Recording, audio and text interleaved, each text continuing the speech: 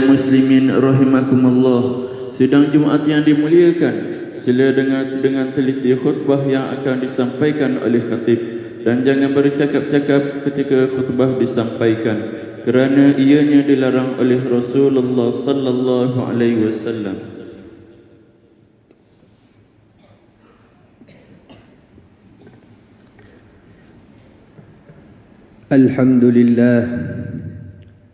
الحمد لله الذي أرسل رسوله بالهدى ودين الحق ليظهره على الدين كله وكفى بالله شهيدا وأشهد أن لا إله إلا الله وحده لا شريك له وأشهد أن سيدنا محمدا عبده ورسوله اللهم صل وسلم على سيدنا محمد وعلى آله وصحبه ومن دعا بدعوته إلى يوم الدين.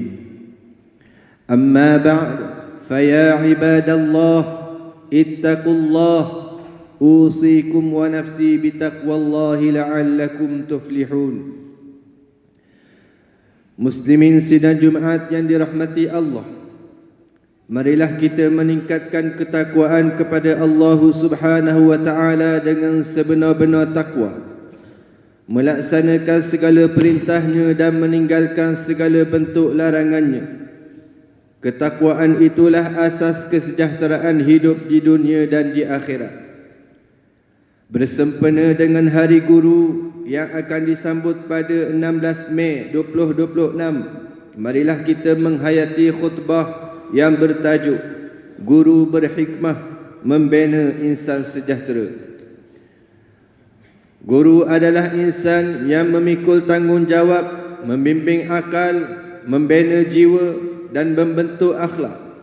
Kesejahteraan insan dibentuk melalui didikan yang berhikmah dan berterusan. Firmanullah Subhanahu wa taala dalam surah Al-Baqarah ayat yang ke-269.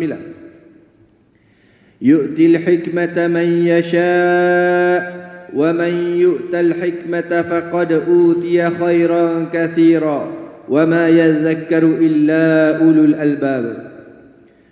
Maksudnya Allah memberikan hikmat kebijaksanaan kepada sesiapa yang dikehendakinya, dan sesiapa yang diberikan hikmat itu maka sungguh ia telah diberikan kebaikan yang banyak, dan tiadalah yang dapat mengambil pengajaran dan peringatan melainkan orang yang menggunakan akal fikirannya.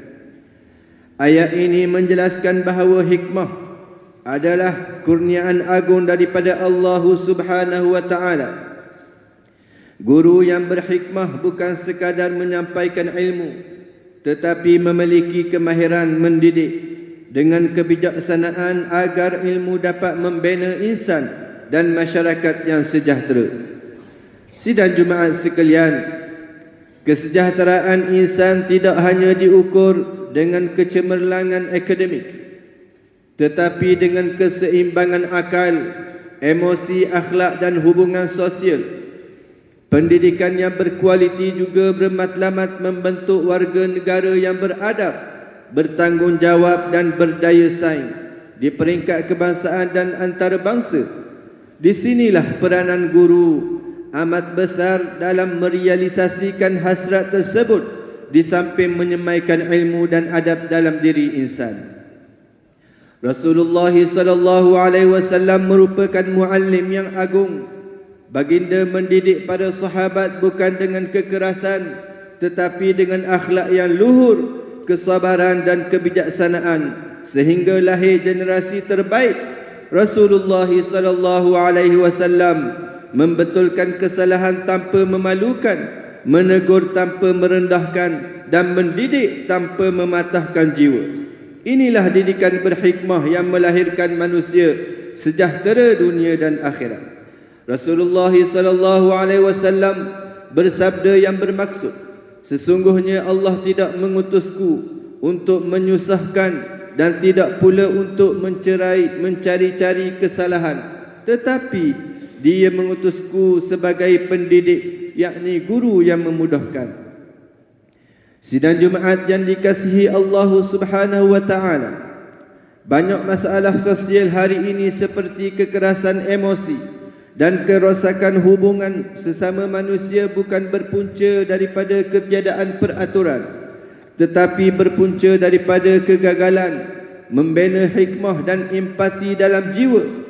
Orang yang berhikmah akan berfikir secara rasional dan tidak bertindak dengan tidak melampaui batas dan bertindak tidak melampaui batas dalam perkataan, perbuatan dan sikap.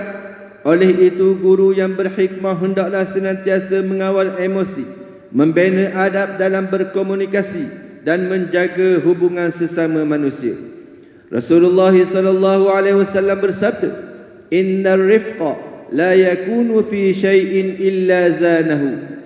Yang bermaksud sesungguhnya sikap lemah lembut tidak ada pada sesuatu melainkan ia akan mengasihinya, yakni menjadikannya indah. Sidang Jumaat yang dirahmati Allah Subhanahu wa taala, mengakhiri khutbah pada hari ini, khatib ingin menyampaikan beberapa pesanan.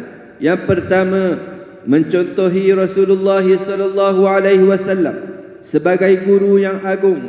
Baginda mendidik dengan hikmah, lemah lembut, penuh kasih sayang dan tidak memalukan sesiapa. Jadikan sunnah baginda sebagai model dalam mendidik anak dan masyarakat. Yang kedua, menghormati dan memuliakan guru sebagai pewaris tugas para nabi. Guru menyampaikan ilmu, membentuk akhlak dan membina masa depan ummah. Menghormati dan memuliakan guru adalah tanda kita mensyukuri nikmat ilmu. Yang ketiga, bersatu membina generasi berilmu, berakhlak dan melalui pendidikan berhikmah. Ibu bapa, guru masyarakat dan pihak berwajib hendaklah bekerjasama memupuk adab, akhlak, empati dan tanggungjawab demi melahirkan insan sejahtera dunia dan akhirat. A'udzu billahi minasyaitonir rajim.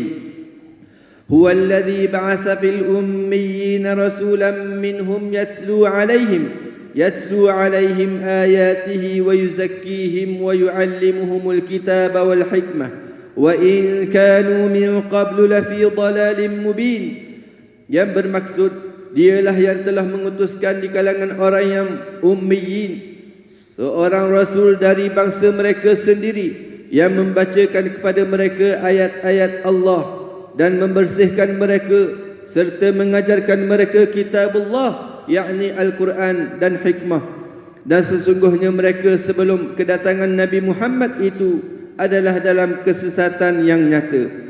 Barakallahu li wa lakum fil Qur'anil azim wa nafa'ani wa iyyakum bima fihi minal ayati wa dhikril hakim wa taqabbala minni wa minkum tilawatah innahu huwas samiul alim. أقول قولي هذا وأستغفر الله العظيم لي ولكم ولسائر المسلمين والمسلمات والمؤمنين والمؤمنات فاستغفروه إنه هو الغفور الرحيم. آمين آمين يا موفق الطائعين، وفقنا لطاعتك أجمعين، وتب علينا وعلى المسلمين، واغفر ذنب من يقول أستغفر الله العظيم ونستغفر الله.